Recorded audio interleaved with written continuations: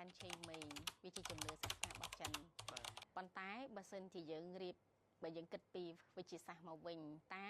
យើងគួរធ្វើបែបណាដើម្បីឲ្យយើងហេងចាការសែនគឺជាបើសិនជាពាក់ព័ន្ធនឹងការសែនគឺការបង្ហាញពីការគោរពដឹងគុណដល់បុព្វបុរសរបស់យើងតែបើយើងសែនយកហេងមិនមែនបុព្វបុរសគាត់លីសែនទ្រព្យសម្បត្តិមកឲ្យយើងទេ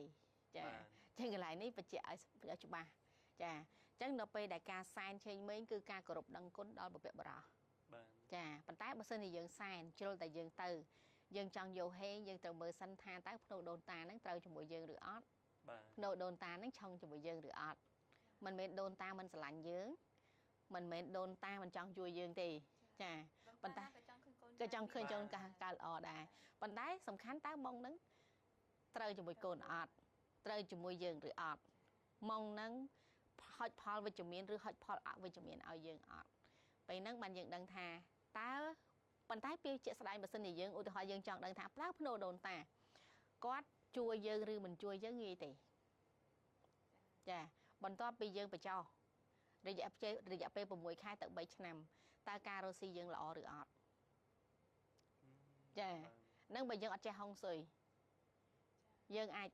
សង្កេតមើលបែបហ្នឹងអញ្ចឹងបើសិនជាករណីភ្នូដូនតាល្អរៀបចំត្រូវហើយត្រូវជាមួយយើង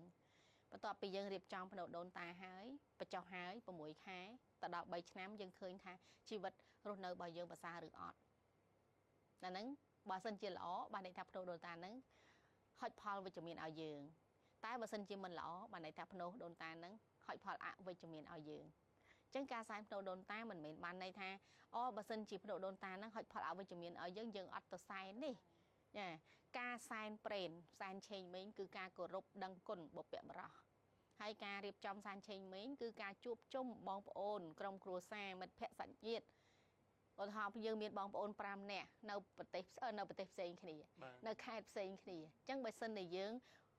មានពេលវេលាជួបគ្នាគឺមានតែពេលវេលាឆេងមិញមិនអញ្ចឹងចាអញ្ចឹងមានពេលវេលាឆេងមិញគឺមកជួបជុំគ្នានឹងហើយគឺពេលឆេងមិញចូលឆ្នាំចិនចូលឆេងមិញរបស់ចិនហ្នឹងគឺគេ